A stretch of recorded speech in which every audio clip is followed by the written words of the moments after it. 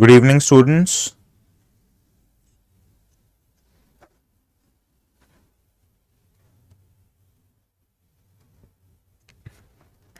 Hi, Harshita, Vansh, Shakti. Good evening, Prachi.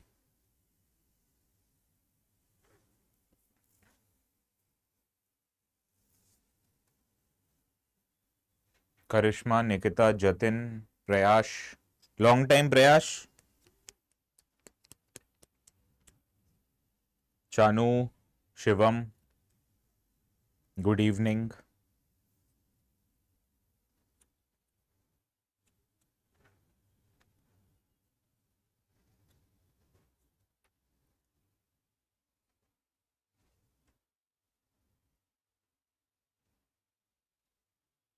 Avantika.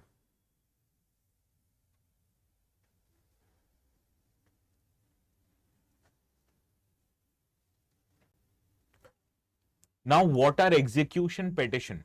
Guess मारो क्या है? Akshay, good evening. What are execution petitions? The Supreme Court has recently expressed serious concerns over the state of pending execution petitions in lower court.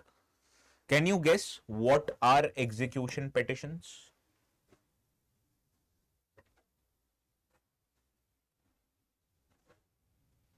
The word execution, what do you think it's related to? Hello, Bimal. Any guesses? Chanu, Karishma, Prayash, Jatin, Shakti.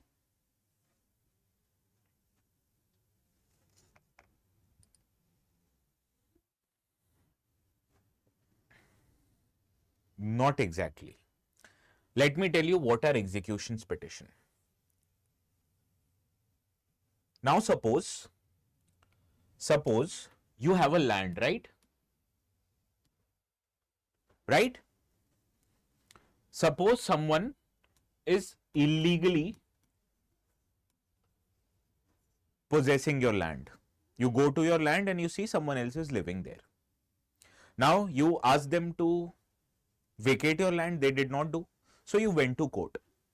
And you went to court highlighting that, see, this is the land and I am the rightful owner of this land. So please ask this person or remove this person from my land. And court gave a judgment in your favor. Right?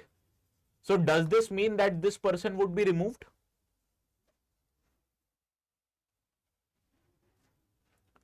Now, suppose court gave the judgment in your favor. Do you think this is sufficient for that person to remove? Who will remove that person? It is law and order authorities. That is the police. So to execute this judgment, court gives another order. And this is called as execution order. Right? So after a civil case is decided, the court issues a decree declaring the rights and liabilities of the parties. However, winning a decree, that is the judgment itself, does not automatically leads to its enforcement. So this execution petition is a formal request by the winning party that in case if you are this landowner, it will be your petition to enforce this decree against the losing party. And you know, even after the judgment, the losing party can file a petition to delay the execution of this order. Right? So this is what execution petition is. Understood? Up till now, any doubts?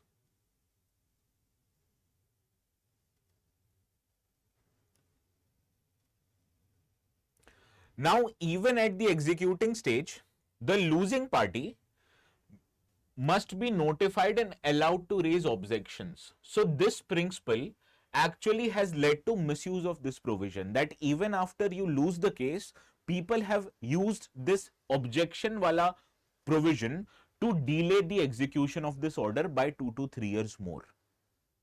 Right? And this has happened due to unavailability of lawyers, going or filing proceedings in higher court, or awaiting of official documents from different organizations.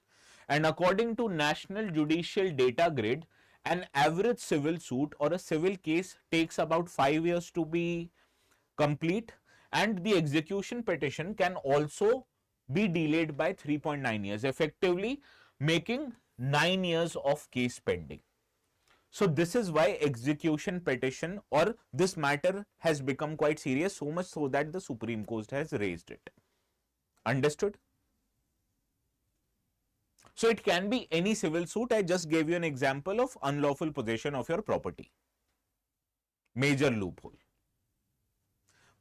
In some cases, this loophole can be very essential, but in most cases, as we have seen it, it has nothing but delayed the delivery of justice. So you can use this example as a point on why cases are so much pending in the judiciary. How much cases are pending in Indian judiciary? I've already told you. Please let me know. How many cases are pending in Indian judiciary? Batao, how many of you can recall this? 4.5 crore, not 4 crore, Vansh. Not 40 crore, 4.5 crore.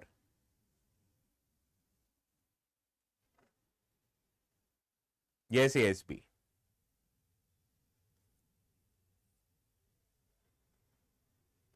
Have you heard of this rice? How many of you like rice, or how many of you have rice as a staple food?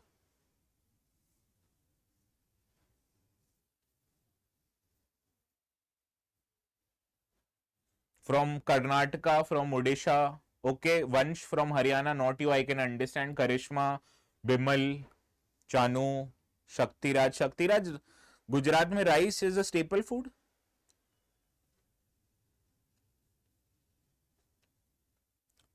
Okay, so most of you have rice as your staple food.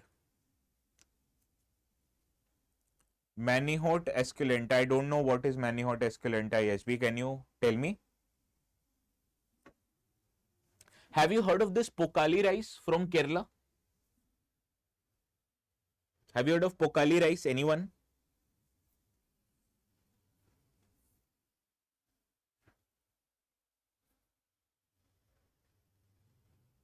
नहीं सुना ना, आज सुन लोगे, don't worry. You know why this is so famous, this rice? Because this is a rice which is variety to, or this is a variety of rice which can be grown in saline water. What kind of water is used to grow rice? What kind of water is used to grow rice?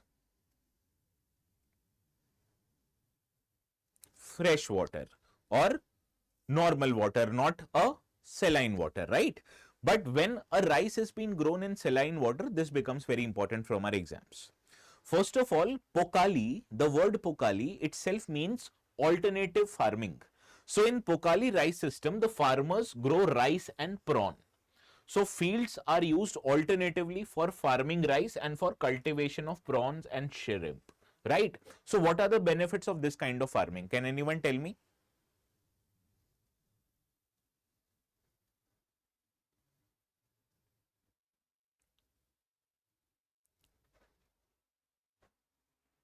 Okay, cassava. I forgot the name of cassava.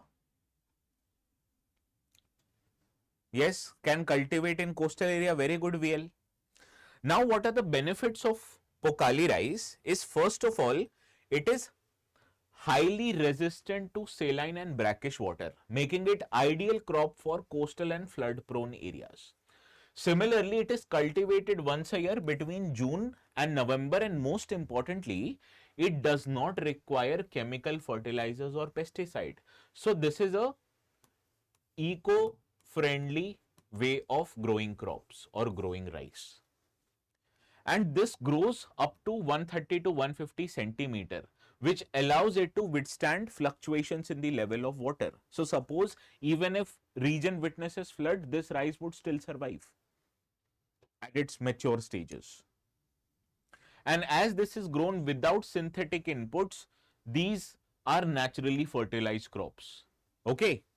Now, first of all, it has many nutritional benefits. It is rich in antioxidants, rice and micronutrients, most of the rice, they do not have micronutrients like iron, right? Similarly, it is having low carbohydrate content and distinct nutty flavor. So it is also ideal for people who have diabetes, right? So it is beneficial for diabetic and health conscious consumers. No, it is not a GM rice. It is entirely a natural rice. Just it can be grown in saline water. Now, what is the benefit of this particular kind of rice for entire country? Any idea? Guess karo.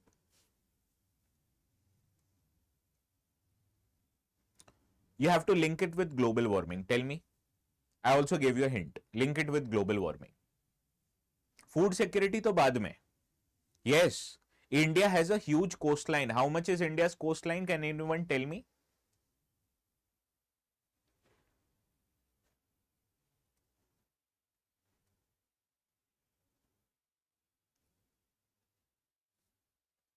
Good VL. No, 4 lakh kilometer थोड़ी है coastline ASB. India's coastline is 11,057 kilometers. Earlier it was 7,500. It increased by 3,500. And when India has so high coastline, with global warming, there has been rise in sea level, right? So when there is rise in sea level, the coastal areas will be inundated by saline water, right? So even if your coastline is inundated with saline water, if you are growing Pokali rice, you can still grow it, right? And global warming has also created aberrations in rainfall, which might lead to floods. And as this is a flood resistant variety, you can still grow this crop and your crops will not be destroyed. Understood? So this is the benefit of this kind of rice system. In addition to, it is also eco-friendly. So this is one of the natural farming methods also. Understood? Now this has also gotten a GI tag. So this is also what makes it commercially important. GI tag, you understand now what is a GI tag?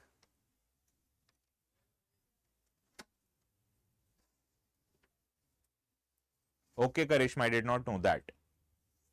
What is a GI tag? You understand now? Tell me. Geographical indicator. What does it mean? Well, there are some products, not just agricultural products, but even say a handicraft product. If it is being manufactured in a particular geography, we give it a geographical tag, which means the same product using the same method can't be used or made in another part of the country. So it is basically a geographical indicator you have given to a product and you have protected that product from being misused, or you have commercially protected that crop. Basmati rice, yes. So crops or rice grown in MP has not been given a GI tag. So even if you grow a basmati like rice, you can't say that this is a basmati rice. Or even if you grow Darjeeling like tea in say Uttarakhand, you won't be able to brand that tea as Darjeeling tea. For a Darjeeling tea, it has to be grown in Darjeeling. That is an example of GI tag. Kolhapuri chappal. Similar chappal made in different part of the country can't be called as Kolhapuri chappal. Fulkari, yes. Handicrafts and a kind of art practice in Punjab. Bandhani, Gujarat, Shakti Roop ko pata hoga. Bandhani clothing, right? Can you give any GI tag of examples of GI tag somebody has given? Muga silk from Assam, good. Murrah buffalo, good.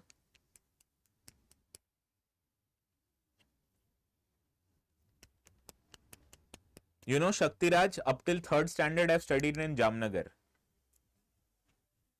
Millets do not have GI tag. Patola of Patan, good.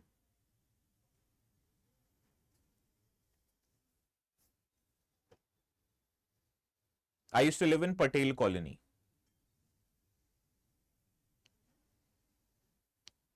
Fulkari, Punjab, good. Banarsi sari, Banarsi pan also. Guntur chili, good. Rampuri knife, good. Kashmiri saffron. Mysore Pak. Good. I still wonder why Delhi people haven't GI tagged chole bhature.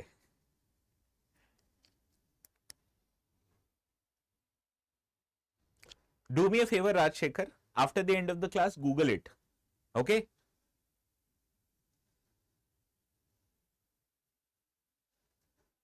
Amritsar chole kulche is famous. Chole bhature is the most important food of Delhi.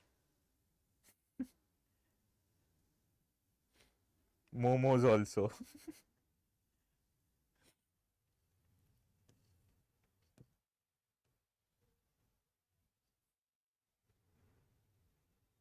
Other varieties of rice from South India, please remember them, okay? You know, Uma rice has been developed by IARI, Indian Agriculture Research Institute. Now, whenever we talk about any protected area, what are the facts that you'll have to remember? Tell me. National Park, Biosphere Reserve, Wildlife Sanctuary, all are examples of protected area. What kind of facts do you think are important? Okay, location. Anything else? Animal and plant, good. Flora and fauna. Animal and plant नहीं बोलते हैं, flora and fauna बोलते हैं. When was this established? Good. What kind of vegetation is there? Where is it? Location हो गया हो तो. And also one important fact, what kind of water bodies are there? Yes, good, Shaktiraj. Good, Himanshu.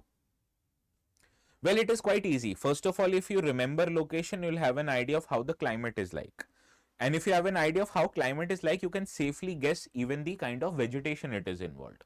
So, according to me, what you'll have to remember anyhow, location, important faunal species, that are animals, and the rivers. These three are the important facts. Rest all are interlinked.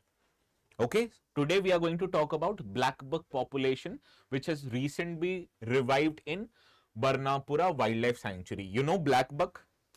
Any particular film star is famous because of his encounters with black buck? Yes. Yes, Selu bhai. Good.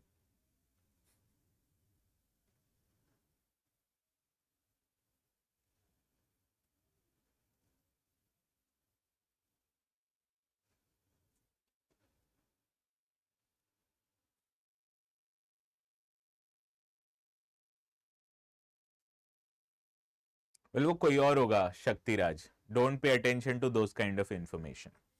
Now, this Barnapara Wildlife Sanctuary is located in Mahasmand district of Chhattisgarh. It was established in 1976. Which rivers flow through it? Balmedi, Jonk, and Mahanadi. And also it hosts Balar Reservoir inside the sanctuary. Right? So questions might be asked on this topic. Jonk is a tributary of which river? Can anyone tell me?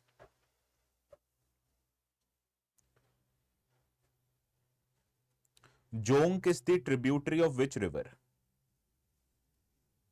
Jonk is a tributary of which river? Jonk River.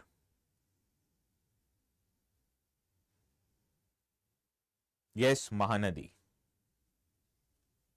Good. Now, what kind of species are there? Plants, teak, sal, and mixed forests. Sal, we covered it recently. Which protected area is one of the most densest vegetation of sal in India? I guess we covered it on Friday or Saturday. Sal forest.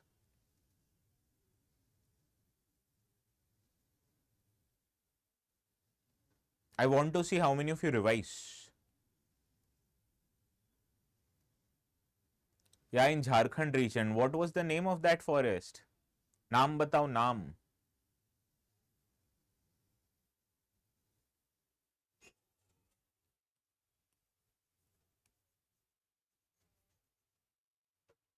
Saranda forest. Good, Swarupam. Good, Himanshu. What kind of animals live there? Sloth bear, wild dog, porcupine, jungle cat, striped hyenas, barking deer. And it has also large presence of birds. Okay, this makes it important. Black buck population. So you'll remember black buck through Salman Khan. Okay, how many of you Salman Bhai fans? Tell me.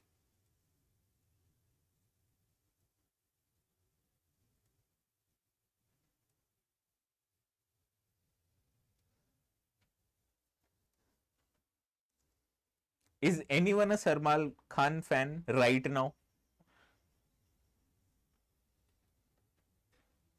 कोई problem नहीं है, हो गए भी तो it's okay. He is a movie star after all, and he has a lot of money because his movies has done really well in the past, which means people are watching his movies.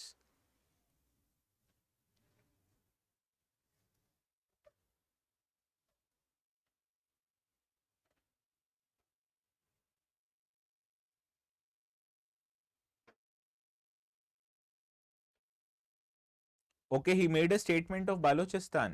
Okay, I'll see to it. Pankaj Tripathi, Kalin Bhaiya, Manoj Bajpayee, Amir Khan. Gujarat ka okay, Amir Khan, Shaktiraj. How is this possible?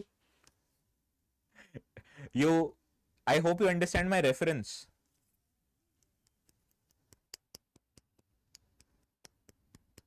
Narmada का पानी नहीं पिया क्या Shaktiraj?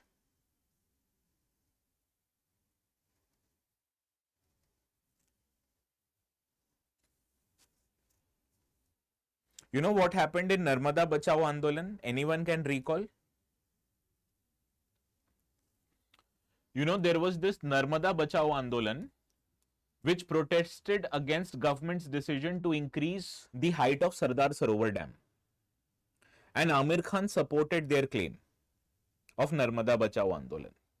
So obviously people of Gujarat was not happy with this Amir Khan's public support to Narmada Bachao Andolan. And people of Gujarat declared that whatever movies Amir Khan is going to release, we are going not to let it screen in Gujarat. So at that time, Rang De Basanti, RDB and Fana was released, but those movies did not release in Gujarat and it led to loss of money. So that is why, according to me, these kind of political statements the film stars should avoid. At least national political statements. Well, these movies I guess were released in 2006 or 7, Shaktiraj.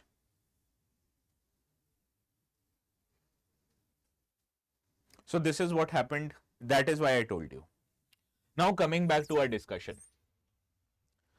Telecom Cyber Security Amendment Rules. Okay, Jyotiraditya. I remember Rang De Basanti, it got a lot of good reviews because of the songs. I like the songs of that movie. Not personally agree with the story of the movie. But I'm quite liberal in that way. Even if I don't like a movie, I just don't watch it. As simple as that. Now let us talk about this. The Union government has notified Telecom Cyber Security Amendment Rules to strengthen cyber security and curb telecom related fraud. Now, can you tell me what kind of telecom related fraud happens in India? Can anyone tell me? Then what the central government has said in these rules, everything would be understandable. AI calling तो बहुत बाद में होता है. Anything else?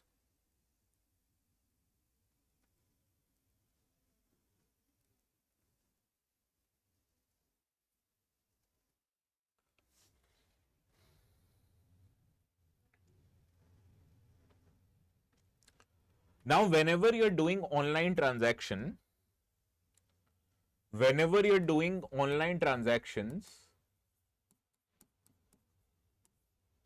you want to make a payment through credit card, debit card, you need an OTP in your mobile, right, to verify your details, right?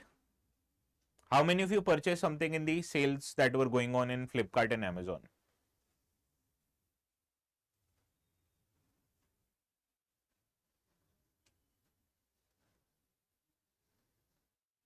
Anyway, you need an OTP, right, to authenticate your transaction. Now this OTP comes on your registered mobile phone, right? So suppose this is your number and you have given it to your bank. Now suppose someone else illegally gets access to your number, right? So that person now would get the OTP and that person would be able to make payments on your behalf, right? Number portability, eSIM upgrade. Suppose someone is in cahoots with an employee working on Airtel or Jio or in Vodafone, right? And if through illegal means they get access to your mobile number, don't you think that would lead to fraud? And this is how frauds actually happen. Similarly, in connivance with the bank authorities, they might even change your registered mobile number in your bank account. So instead of you getting the OTP, that person would get the OTP.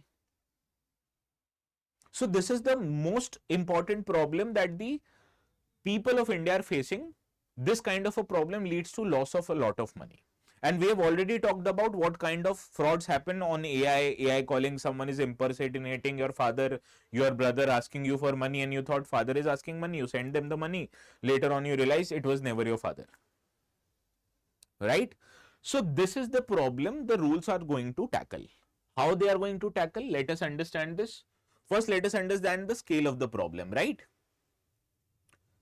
Rising cybersecurity threats, cyber incidents have surged from 10.3 lakh to 22.68 lakh, underscoring the need for robust telecom security.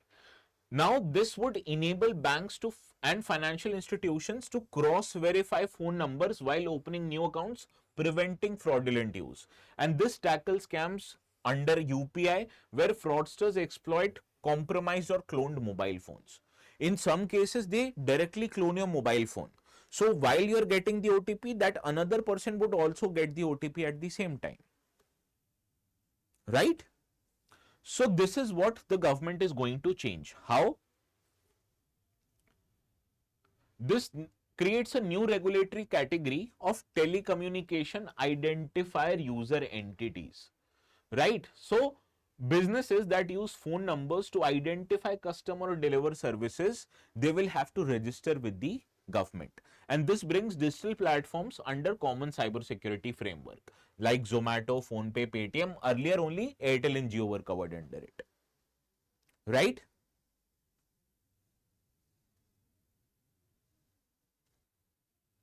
Similarly, mobile number verification system, central government will establish a mobile number verification system to verify whether a user's phone is authentic and linked to a legitimate telecom subscriber.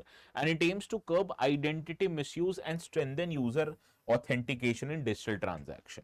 So suppose my number is with Airtel, right? And someone else illegally ports it to Jio. So this kind of a fraudulent transactions won't happen. Understood? Mobile number portability, has anyone done it?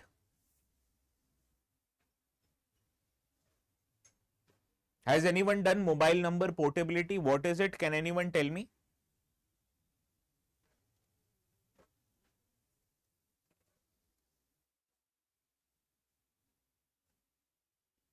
You know what happens in mobile number portability? Suppose I want to change my telecom provider from Airtel to Jio.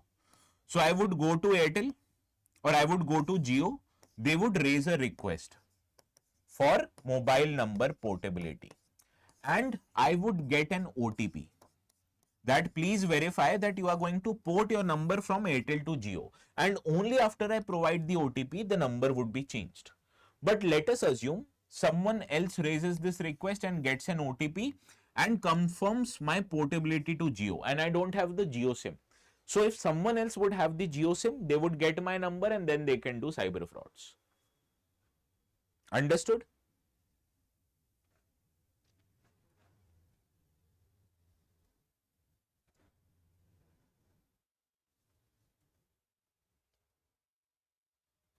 Now there is another kind of fraud that happens. Have you heard of this number?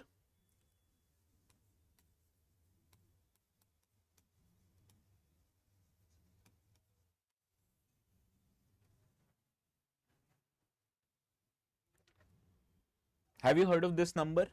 Anyone?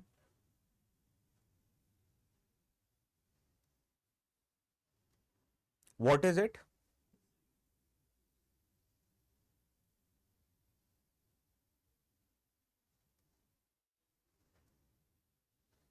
It is like a serial number which identifies your mobile phone, your handset, not your mobile number. And this is a unique number.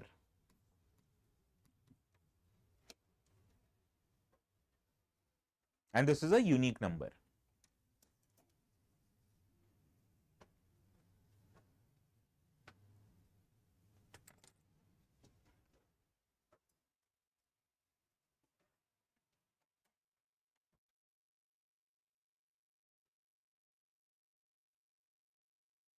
Yes. Now suppose you give your phone in a service center. Right? They might change your IMEI number.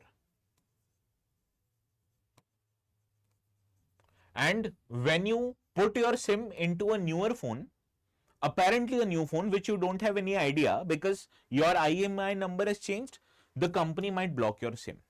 And the person who now has your IMEI number might file for that. I am the rightful owner of this SIM. Understood this? So it can happen if the service center employee is compromised. So Jio, Airtel as a company won't be compromised, but that employee might be compromised, ना? 150 देके set कर लोगे तुम उसको. So these are kind of frauds that are going. So whenever you give your mobile device for in service center, please take a note of your IMEI, which is also given in the mobile phone box. So when the phone comes back, you can see by entering some 0*6# something number is there, then you can identify whether IMEI number has changed. And if it has been changed, please raise the request.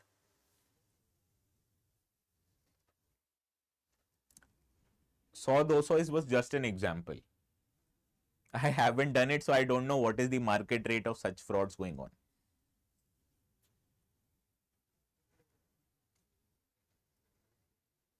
Yes. *#06#. Good, Jyotiraditya. Understood this? So these kind of frauds can happen. So now they have a centralized database of tampered or blacklist or blacklisted IMEIs also.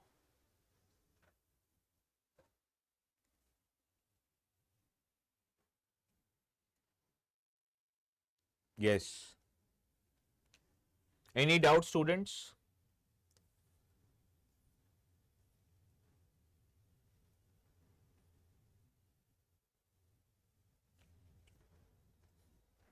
Any doubts?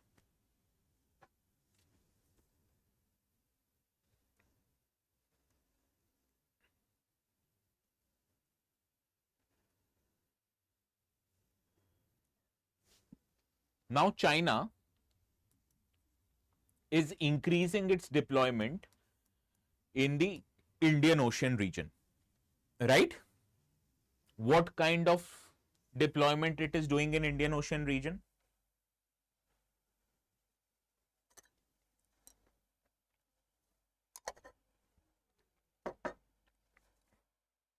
Military में कौन सा specific military? Are they sending aircrafts to Indian Ocean region? Navy. What kind of naval equipments they are sending into Indian Ocean region? Are they sending aircraft carrier? Good, Swarupam.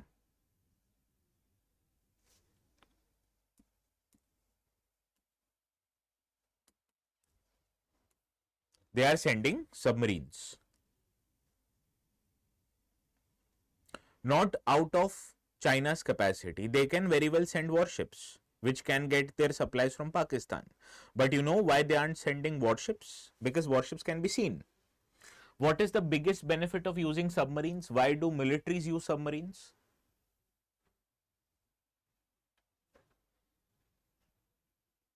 Because of their ability to stay hidden underwater. Yes. So what is the biggest challenge Indian Navy might be facing?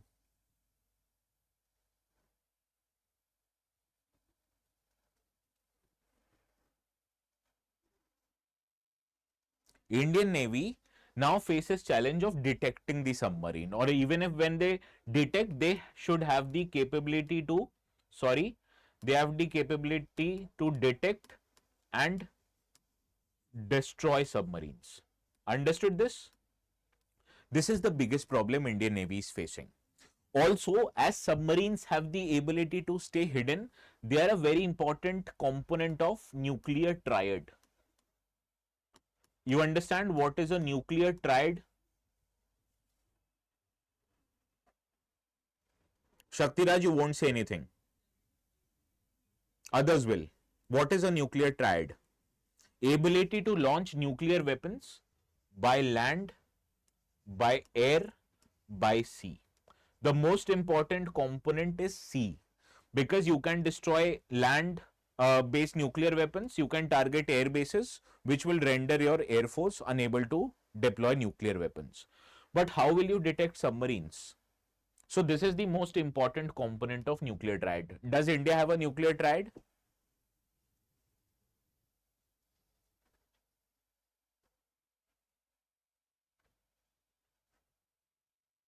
Through which through which naval ship?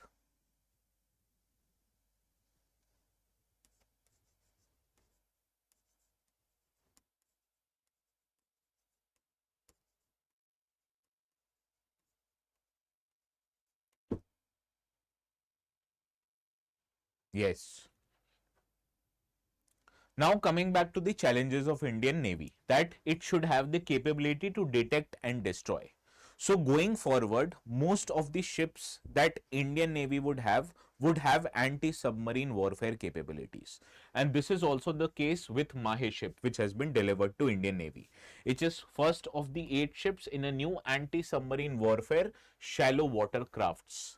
And it has been made by Kochi Shipyard, which is a PSU.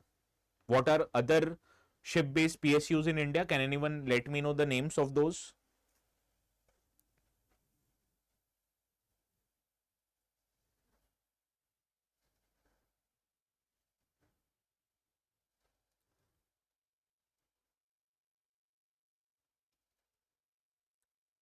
I guess so, ASB. Mazgaon Dock, good. Goa Shipyard, good. GRSC, you're forgetting GRSC. Kochi Shipyard Limited, Mazgaon Dock Limited.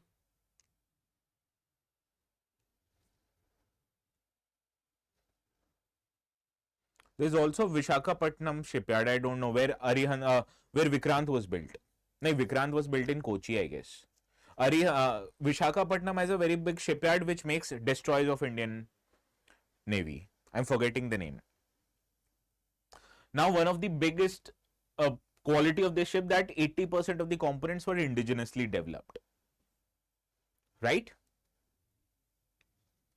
So this would have advanced sonar and radar systems which would allow it to detect submarines. You'll remember one very important thing. Whenever pictures of submarines are made public, they would always hide the propeller. Hindustan Shipyard, good. Shaktiraj in Vizag.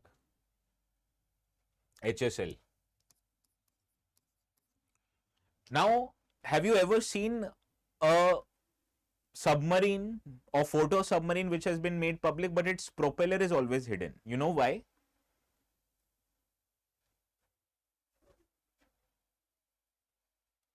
No. If you understand the design of the propeller now, you'd be able to understand the kind of sound that propeller would make inside water. And then you can design your systems to detect that kind of a sound. So hiding the design of a propeller is very essential, or hiding the dimensions of propeller. So always the photos of propeller are never made public. And in India's case, they haven't even made the photos of INS Arihant public, which is a very good thing.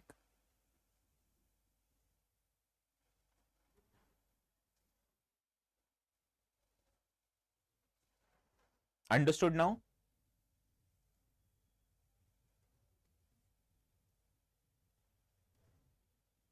मजा आता है सब सुन के कि boring लगता है?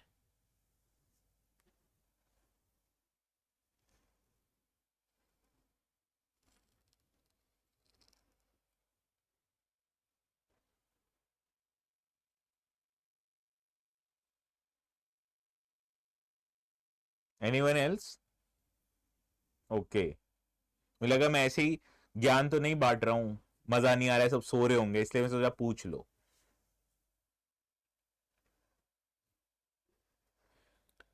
Now, when any river is in news, what kind of fact should you follow? Tell me.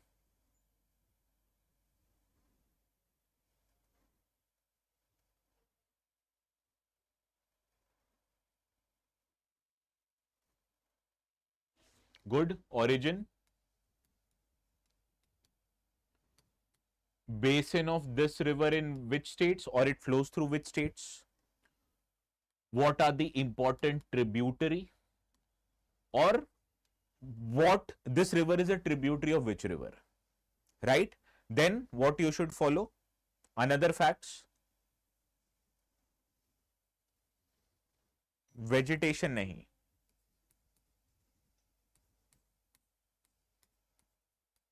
Important places that river flows through.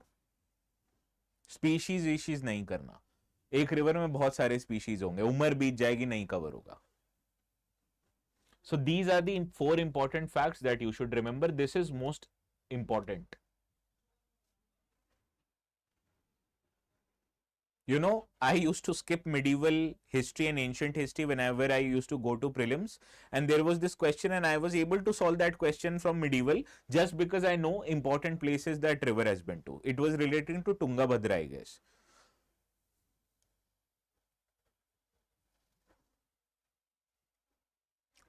Not necessary, Jatin. So we are going to talk about Swarnmukhi River, and it is situated in Andhra Pradesh within the Rayalaseema region. Can anyone tell me where is Rayalaseema region in Andhra Pradesh?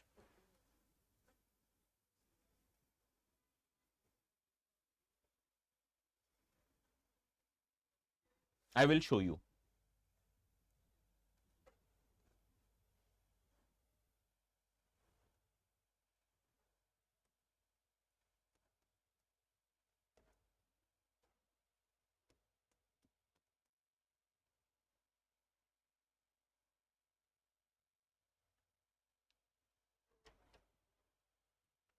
This is the map of Andhra, right?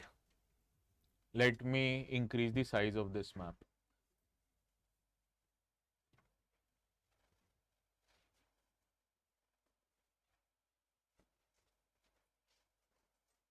Basically, the southern part of Andhra Pradesh from Kurnool, etc. These region are called as Rayalaseema region. This area is called as coastal Andhra. Sorry, this area is called as coastal Andhra, and this area is called as Rayalaseema region. Yes, it is very arid and drought prone region. You know, one of the important investments that happened in this region was of Kia factory. You know na what is Kia?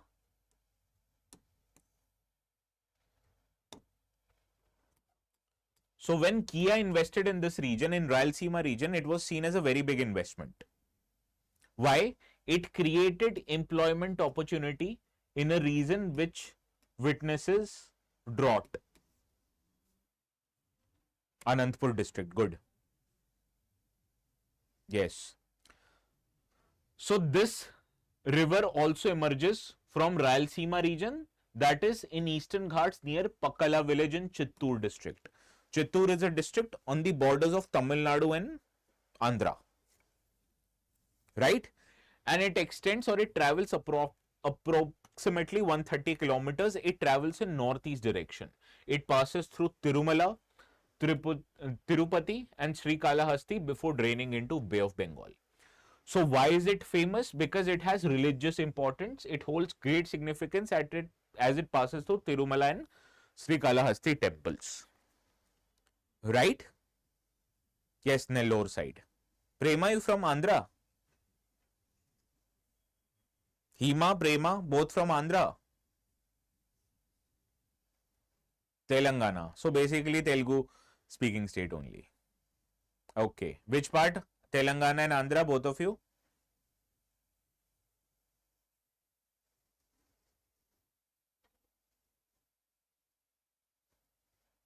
Kurnool. Okay, so Kurnool also in Rayalaseema, right? Hyderabad, okay.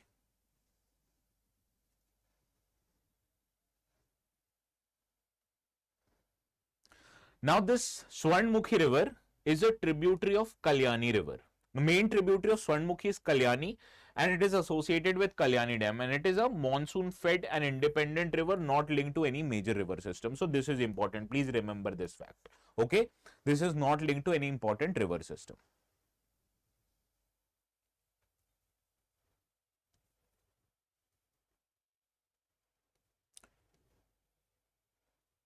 You know, I was studying in Vellore.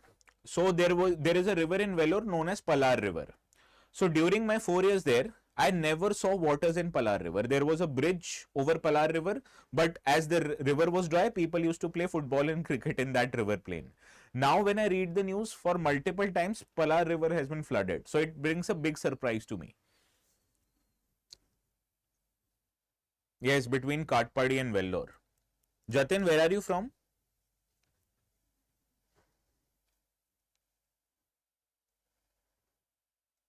Andhra. Okay, and have you been to Vellore?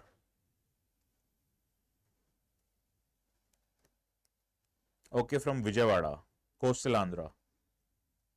From the place where Google has made a big investment.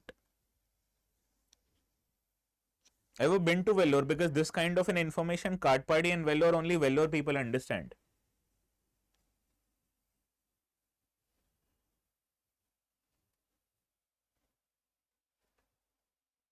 Okay.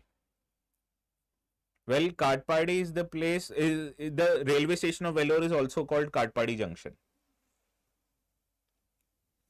Now coming back to the discussion, Indian Air Force has participated in a multinational exercise known as Ocean Sky, where it was hosted in Spain. So it is an annual multinational air combat training exercise done by Spanish Air Force. And why such kind of an exercise are held? Any idea?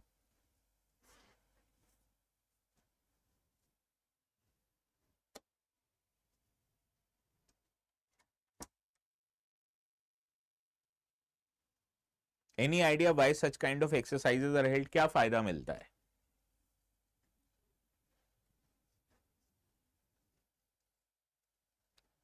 Anyone? Students? सुनते हो ना, इतने सारे exercises हो रहे हैं.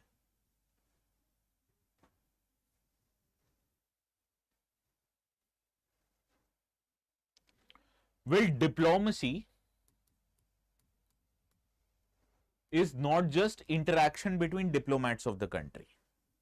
Diplomacy also means government to government interaction, business to business interaction, military to military interaction, and education or say scientist to scientist interaction. So this is a part of military diplomacy.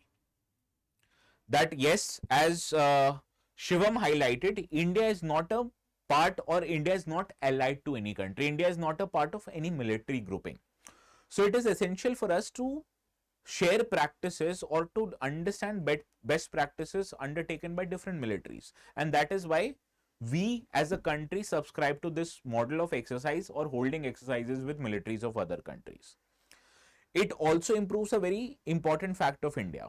Now, India is seen as a humanitarian and developmental military of the entire Indian Ocean region. So suppose, God forbid, if any natural disaster happens in the region, India is obviously first to respond.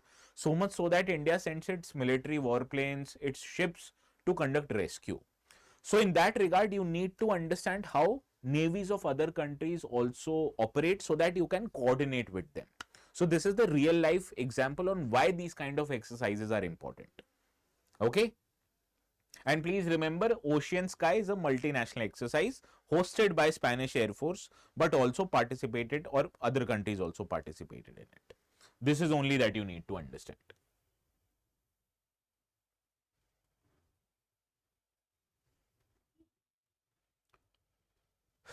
Now we are going to talk about Sardar Vallabhbhai Patel. But I want you all to tell me important contribution Sardar Vallabhbhai Patel made. How many of you have attended modern history classes? बताओ अब.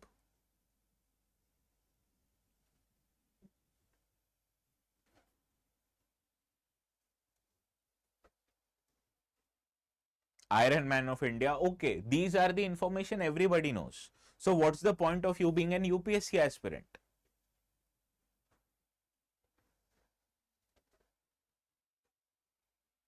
Who started your classes? ASB? Alok Oja sir.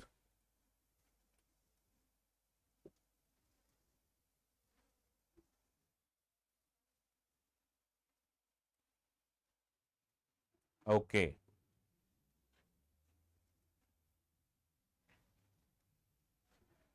How many of you want to get into IPS?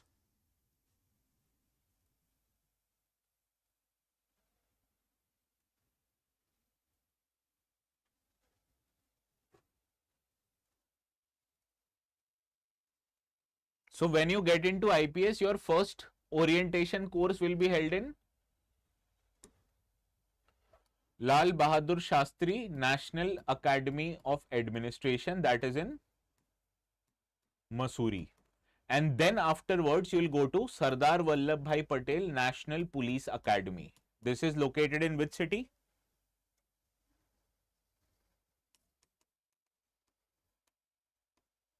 Hyderabad. And then you will be sent to deputation with army, with NSG, so that you learn also how they operate. And with other CAPFs also.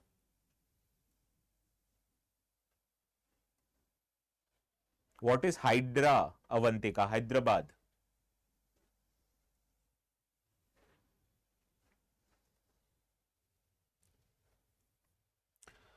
Now, he was one of the key figures in Kheda as well as Bardoli Satyagrah. Why he got the title of Sardar? Because he led these satyagrahs. Also, these satyagrahs are well known because Mahatma Gandhi participated in it. But who mobilized the peasants? Who mobilized the farmer in this satyagrah? Vallabhbhai Patel. And that is why he was given the title of Sardar. Okay.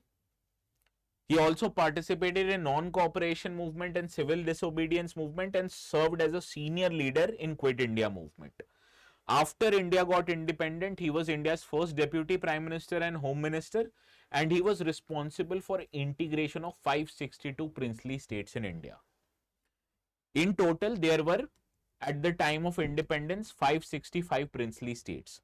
But 3 did not agree to join India. Which were these 3? Can anyone tell me? Which were these 3?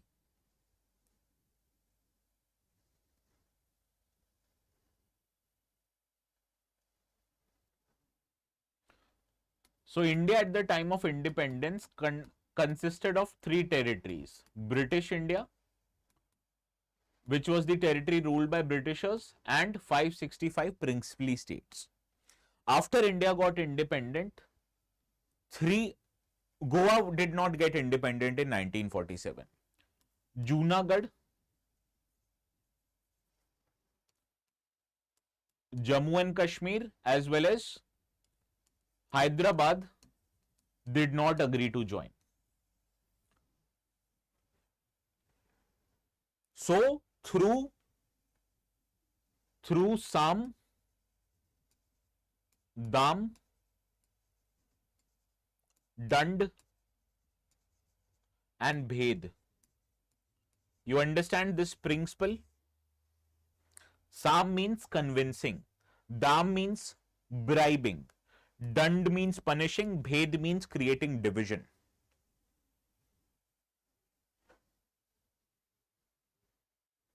He convinced these 3 states by joining India.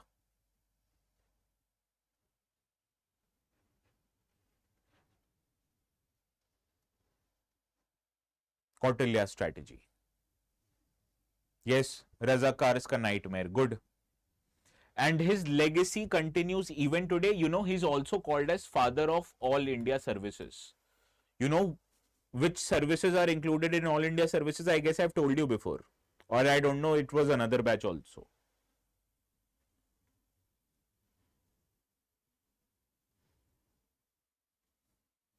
not IRS, IAS, IPS and Indian Forest Service. IRS and Foreign Service are central services, not all India services. These three are all India services. Which part of the constitution, or these are mentioned in which part of the constitution, which article of the constitution? Anyone?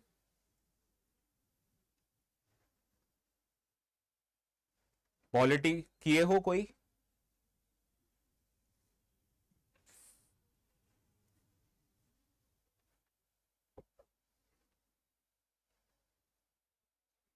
IFS, Foreign Service, I am assuming you are asking IFS.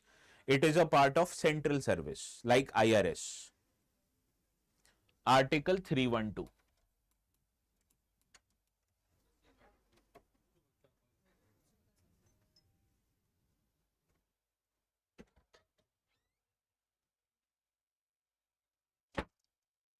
And his birth date, October 31st, is celebrated as National Unity Day, Rashtriya Ekta Divas.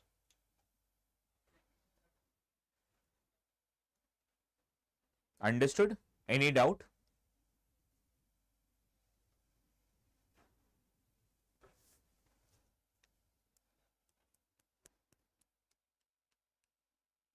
So please pay close attention to whenever your polity classes are going, please pay close attention to Article 312. Is Lok Sabha or Raj Sabha has the power to bring all India services? What kind of majority is required?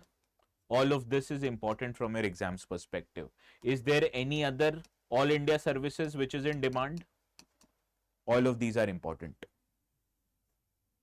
I am not going into detail since you don't have attended your polity lectures, okay?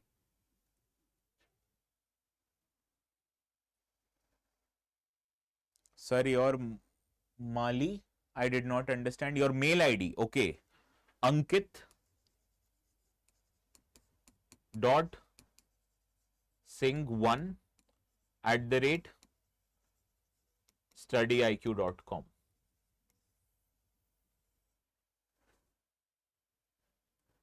Okay, SB?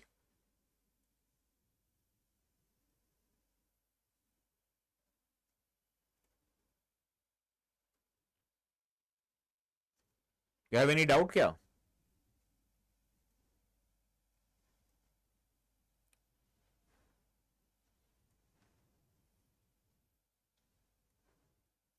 Yes, Jyotiraditya, you're correct. So everyone, let's meet tomorrow. Have a good day.